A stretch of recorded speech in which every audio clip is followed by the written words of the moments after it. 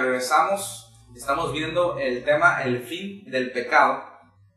Y ya vimos que el pecado no es otra cosa que la infracción de la ley. Ahora, ya vimos qué es la ley. Adán recibió una ley interna que estaba en su corazón, se tragó el árbol de la ley. Y luego, años después, en Moisés, Dios les da una ley escrita. El problema, la ley no es mala. El asunto es que la interpretación que se le dio a la ley, Jesús dijo, la verdadera sustancia de la ley es el amor, la fe, la justicia. Pero ellos hicieron un montón de cosas afuera para hacer cambios adentro. Acuérdate que la religión y los fariseos se caracterizan por atraer largas ropas, por hacer largas oraciones delante de todos.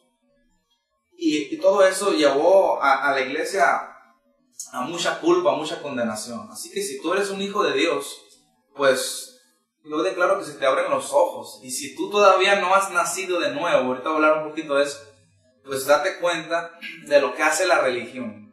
Por ejemplo, gente que pone cargas tan pesadas como en Magdalena de Quino, una ciudad pequeña del estado de Sonora, aquí en México, donde la gente se va a veces caminando 20 kilómetros hasta de rodillas, golpeándose, para que Dios les perdone cosas. Ahora, ¿quién inventó eso? La religión. La Biblia no nos dice que lo hagas. Si tú eres una persona católica, quiero que sepas que el problema no es que eres católico. El problema es que no lees tu Biblia católica. Lea tu Biblia. Yo no te digo, no me creas a mí, créele a lo que dice tu Biblia. Entonces, la religión nos ha obligado a hacer cosas que Dios no mandó. No tienes por qué hacer mandas, no tienes que hacer nada. Dios te ama por lo que eres, su hijo, no por lo que haces. Así que la ley produce el pecado, y el pecado es la infracción de la ley, de modo que sin ley no hay pecado. Este tema se llama el fin del pecado. Vamos a ver Romanos 10:4. Dice, porque el fin de la ley es Cristo, para justicia a todo aquel que cree.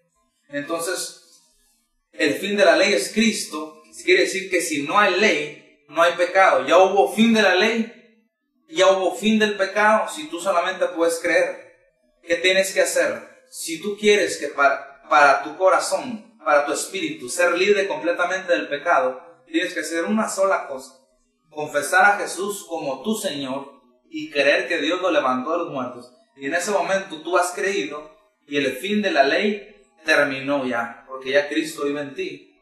Y ya como no hay ley, no hay pecado. Vamos a profundizar más en esto porque esto suena blasfémico, porque mucha gente se llama pecador y hasta como que le gusta al mexicano, pues aquí a los hispanos, mejor dicho, nos gusta sentirnos como indignos para que nos apapachen, como soy pecador y salvo por gracia.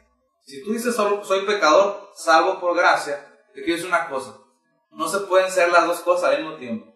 O eres pecador o eres salvo por gracia. O sea, no se puede ser las dos cosas al mismo tiempo. Eres salvo por gracia y ya no eres pecador. En el nuevo pacto, Dios no te llama pecador, Dios te llama a ti perfecto. Eso dice Hebreos capítulo 10. Nos ha hecho perfectos en Cristo Jesús.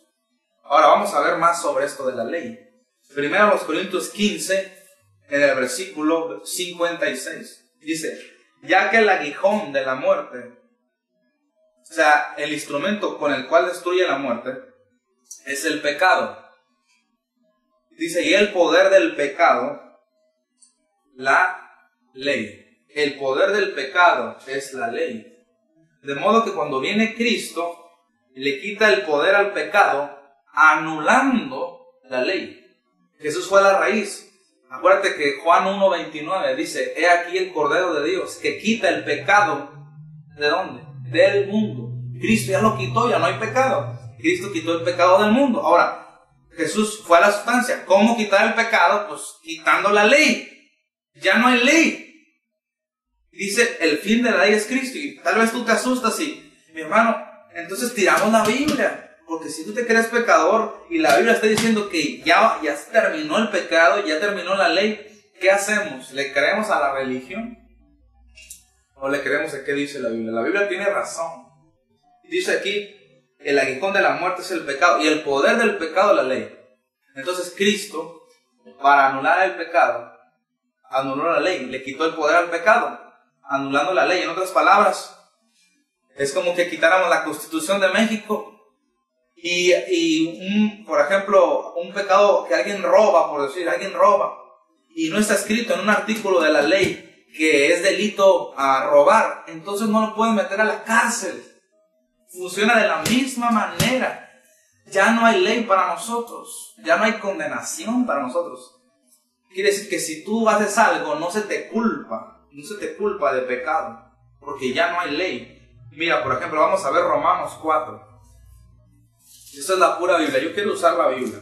Romanos 4, en el versículo 15, dice: pues la ley produce ira, que significa castigo. Dice, pero donde no hay ley, tampoco hay transgresión, o sea, tampoco hay pecado. O sea, si no hay ley, no hay transgresión de la ley. Y a nosotros ya no tenemos ley porque el fin de la ley es Cristo. Nota lo que dice: si no hay ley, no hay transgresión de la ley. Y vimos que pecado es precisamente infracción de la ley.